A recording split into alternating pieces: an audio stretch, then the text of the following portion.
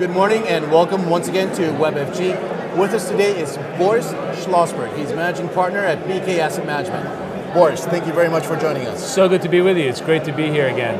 Okay, today at the Forex Day Conference, you're going to introduce a new trading strategy. If you can please run us through it. Sure.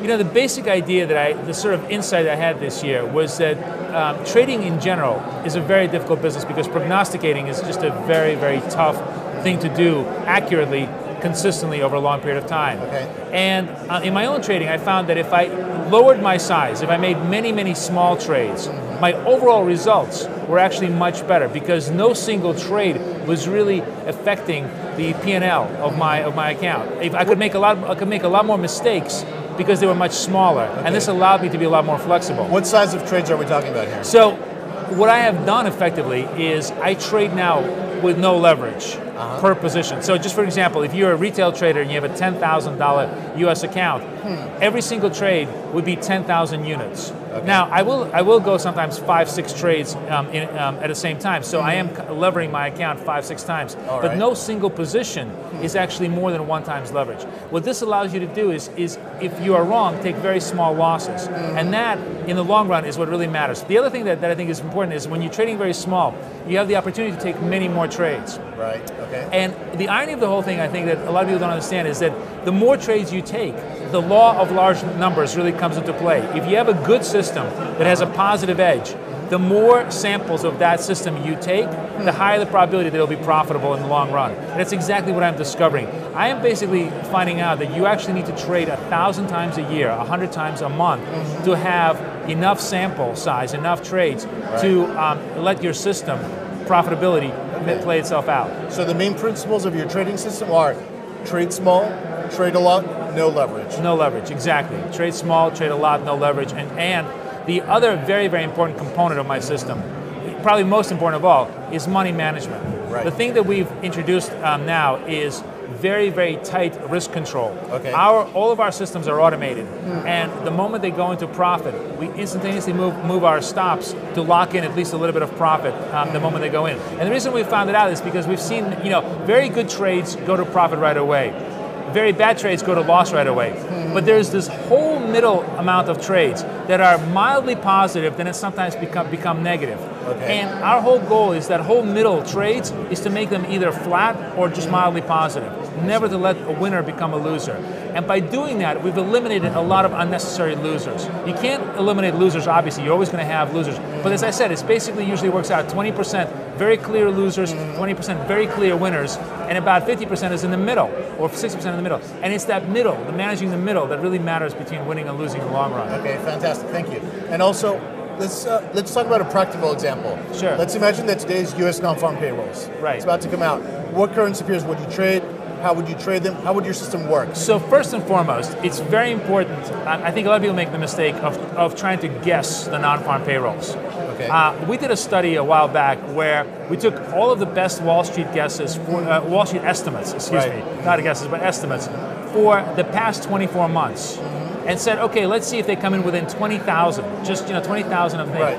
And out of the 24 samples that we saw, 22 did not meet the consensus number. That means they were either above or below. More or less what you would expect. Right. So the bottom line is that basically the best minds on Wall Street with the best statistical information and the greatest analytical numbers cannot predict this number. Right. And I think that's what traders make a big mistake, is trying to predict this number. We do not ever trade NFPs ahead of time.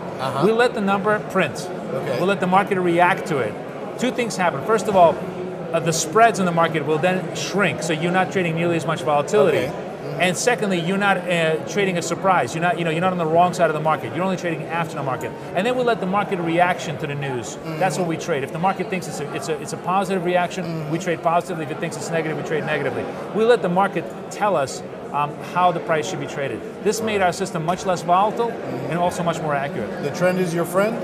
Yes, in some ways, but it's very important to avoid the volatility before the trend. Don't try to guess the trend. Okay. Let the market tell you what it does. You've mentioned the word volatility twice. Yes. People are talking a lot about it now. Yes. Low volatility, say on the VIX. Brutal environment. Brutal, absolutely brutal environment. I don't think we've seen, historically, we've never seen volatility this low. I'll give you an example. Euro-yen, which is a currency pair that is just sort of known as a stepchild of volatility, spent the month of April in a 100-point range. Okay. That is something that it used to do in 1 hour on any given day. So it's been incredible at how low volatility has been, and I think it's been a big problem for traders. Is it the proverbial red flag on the beach?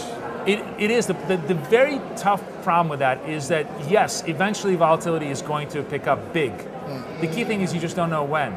And I think that many people who are betting on the fact that the volatility is going to pick up have been wrong so much that it's that it's just a difficult thing. Again, we don't try to predict the future. We just try to trade what is available. So one of the things that we do now is we trade very, very small time frames and very small stops and losses. So our general targets are only 20 pips, and our stops are no more than 40 pips.